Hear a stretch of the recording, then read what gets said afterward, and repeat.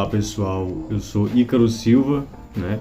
E vamos dar continuidade falando sobre o meu livro Poemas Roceiros, né?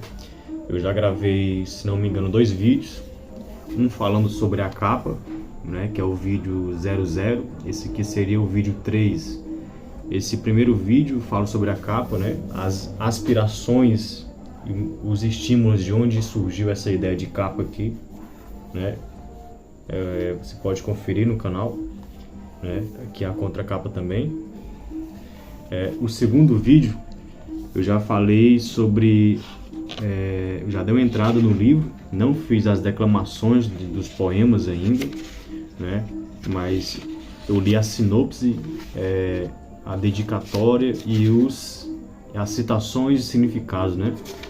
Que eu gosto sempre de colocar nos livros, né? Então aqui, depois das citações, geralmente eu faço isso aqui, ó, deixo uma página em branco. Essa página aqui é para você rascunhar mesmo, entende? Para você escrever um pensamento, né? Alguma ideia, né? Um pensamento próprio. E logo em seguida tem essa frasinha aqui, é uma frase muito conhecida, que é o que?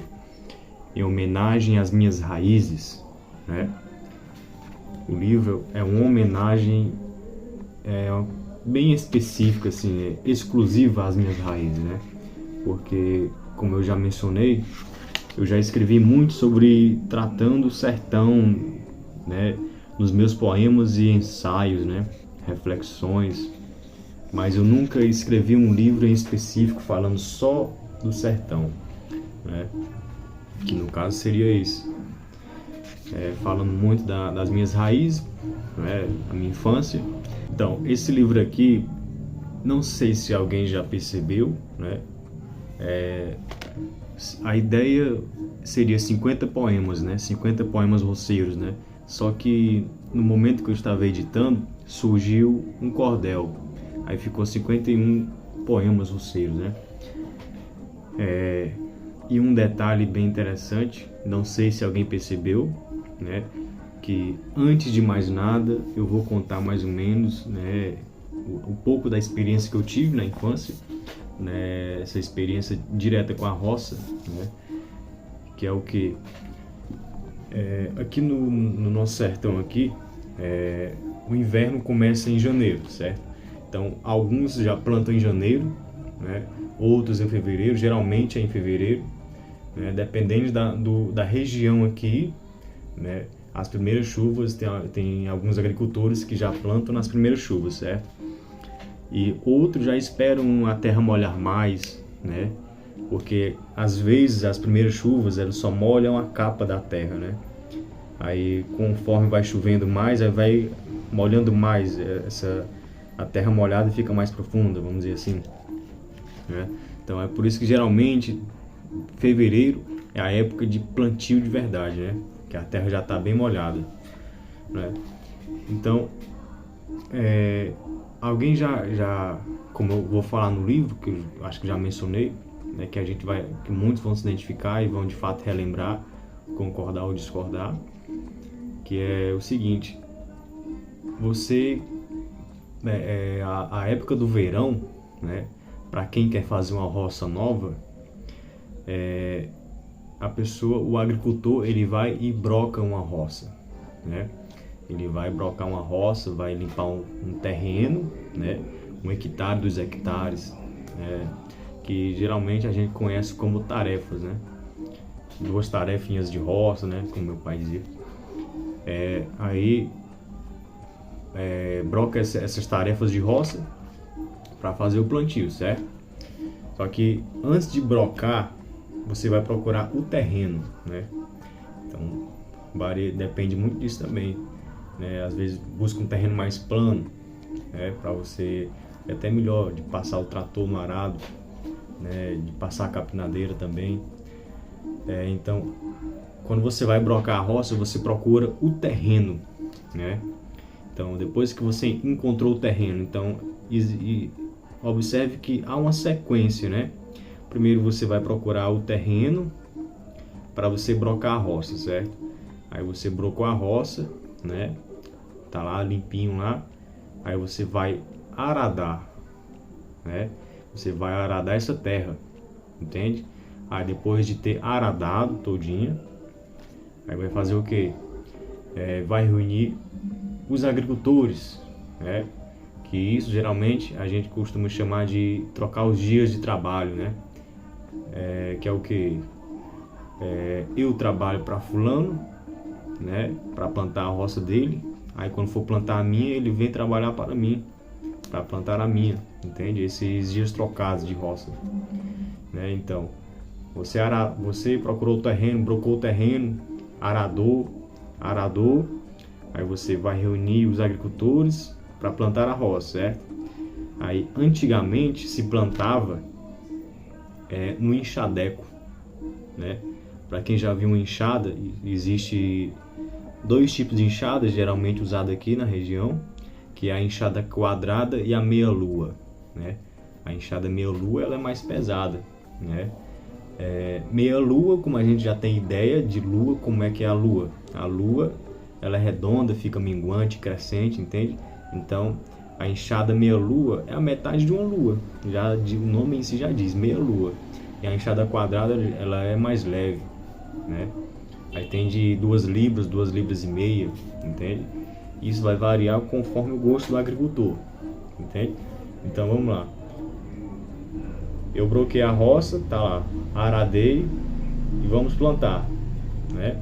Aí antes a gente plantava na enxada, agora a gente planta na matraca, né? Que é a plantadeira manual, né? Não sei se alguém já chegou a ver. Vou ver se eu encontro alguma foto para colocar, né? Que é possível que alguns não conheçam de fato, normal, mas muitos irão conhecer a plantadeira, que a gente chama de matraca, né? Que existe um poema que eu batizei como A Cantiga da Matraca, que está nesse livro que eu vou declamar futuramente, né? Então, a gente encher as matracas, certo? Então, coisas que vão estar tudo nesse livro aqui, certo? Então, você pode plantar 2 carreiras de feijão e 2 de milho, ou 3 de feijão ou 3 de milho, né? Aqui meu pai ele plantava 2 de feijão e 2 de milho, né? Mas tinha agricultor que plantava 3 de milho e 1 de feijão, entende? Mas geralmente tinha um objetivo às vezes, né? De plantar assim 3 de milho e 1 de feijão, que é o quê? Criar mais bagulho, né? Que é o que? Mais comida para os animais, entende? Quando acabasse as épocas da roça, os animais iam tudo para dentro comer tudo aquilo que restou da roça, entende? Aí, vamos lá. Plantamos a roça, certo? Então, é um período curto, depende se chover, né? Para plantar, para o legume nascer, entende? O milho e o feijão. Então, dependendo das chuvas, dependendo se a terra estiver bem molhada, bem plantada, né, bem aradada, tudo isso aqui são circunstâncias que afetam no nascimento e no crescimento da semente, né? Então, vamos dizer, uns 4 dias, 5 dias, começava a nascer o feijão, o milho, entende? E em alguns lugares falhavam, ou seja, não nasciam, que a gente voltava replantando a matraca, entende? Aí depois disso, vamos lá, nasceu o legume, certo? Aí o legume vai crescer e tal, aí entra numa outra etapa, que é o que? Enxada, entende? Vamos pegar a enxada e vamos limpar na enxada, entende? Ou antes disso, a gente passa a capinadeira com o animal, entende? Passa a capinadeira, um animal sai puxando o cultivador, aí depois a gente vai com a enxada, né? Só limpando o pé do legume, que a gente chama, né? Depois de ter limpado o pé do legume, né? Se chover ainda, vai crescer o mato novamente, a gente tem que limpar novamente, entende? Então, repare bem na sequência aqui, né? Aí vamos lá, o legume cresceu, aí o legume começa a florar, entende?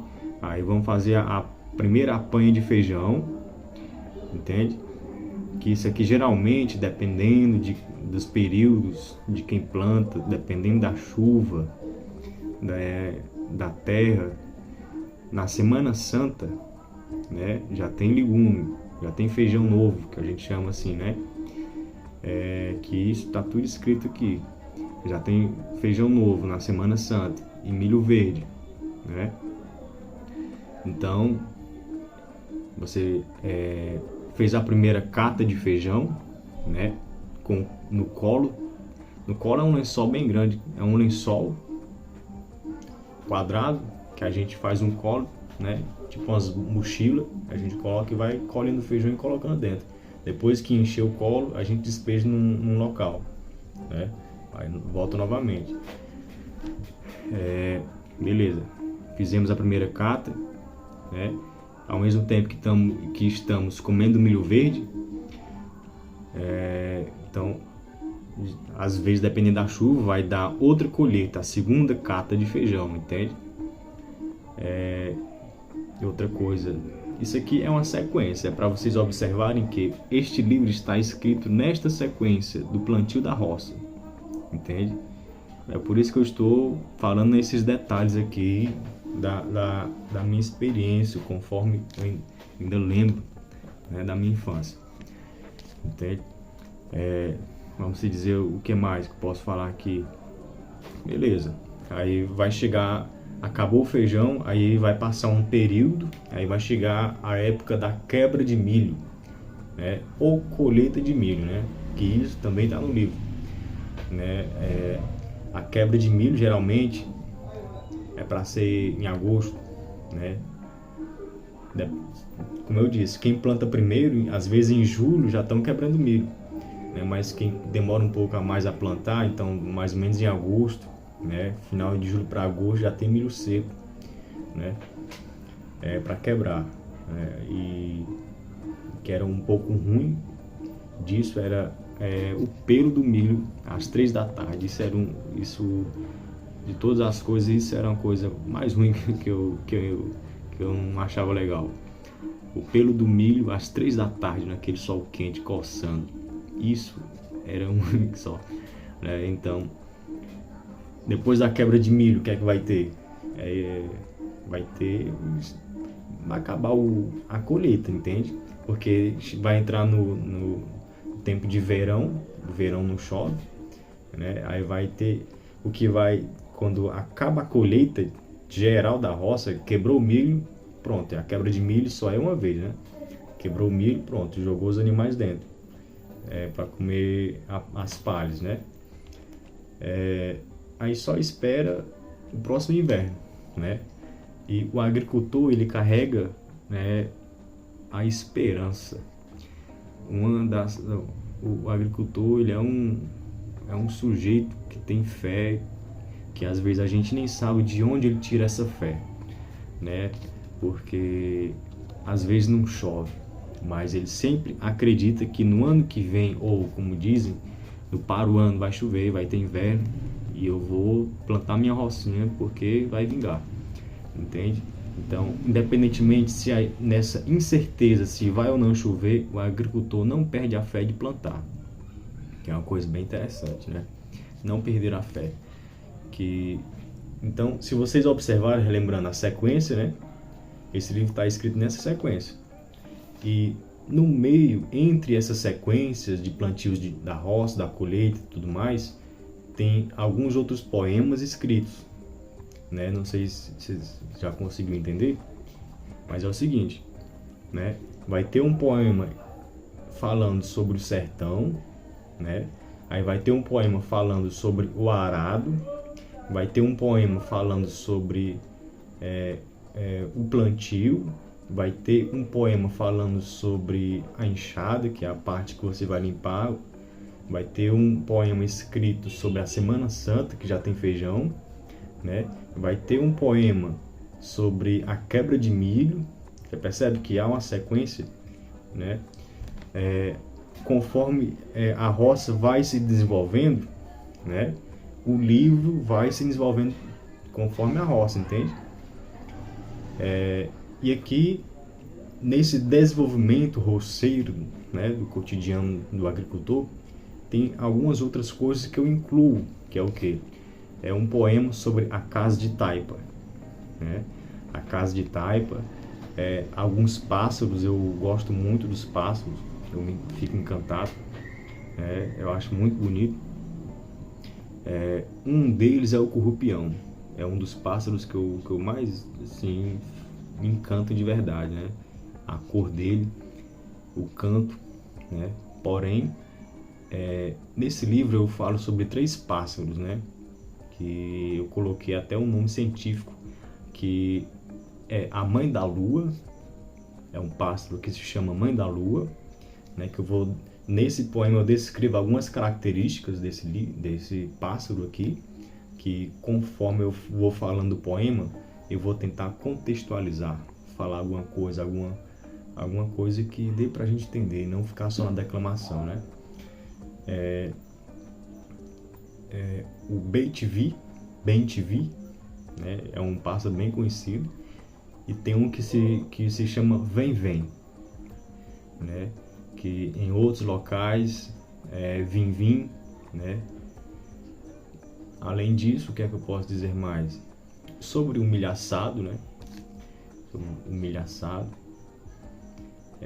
Eu falo sobre também, inspirado em Luiz Gonzaga, que ele fez aquela música Apologia ao Jumento, que,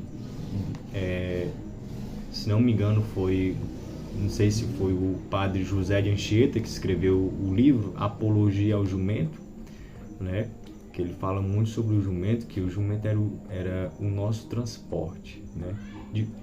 Assim, eu não cheguei de fato a experienciar tanto, né? Esse meio de transporte que seria o jumento, mas as minhas gerações mais velhas, né? Elas usavam o jumento como o principal meio de transporte, né? Então aqui eu falo sobre o meio de transporte, sobre um jumento que meu pai teve na minha infância, que eu lembro. Tem uma vaca também, uma vaca que se chama Boa Noite, né? Que eu escrevi um livro intitulado Boa Noite, né? E algumas outras características, né? Aqui eu estou falando sobre um pouco da estrutura do livro, ainda não estou declamando, entende? Então, nos próximos vídeos, possivelmente eu acredito que já vou começar a declamar e tentar contextualizar cada poema, né? Para a gente entender melhor, né? Para não ficar só naquela declamação massiva e ver de onde me veio a inspiração daquele poema, né? Não só o fato de eu ter escrito, mas o que me fez escrever, entende? Então, aguardem aí. E obrigado por mais um vídeo, né? Isso é muito bom. Ao mesmo tempo que eu falo sobre isso, eu relembro a minha infância, que é voltar a ser criança, né? Porque aqui foi na minha infância no interior, e eu espero que de fato muitas pessoas sintam-se acolhidos, né? Que também relembrem e matem as suas saudades, né? De suas infâncias nos interiores, né? As viagens que fazia para a casa da avó no interior, né? Então, até a próxima, pessoal, e obrigado, tá bom?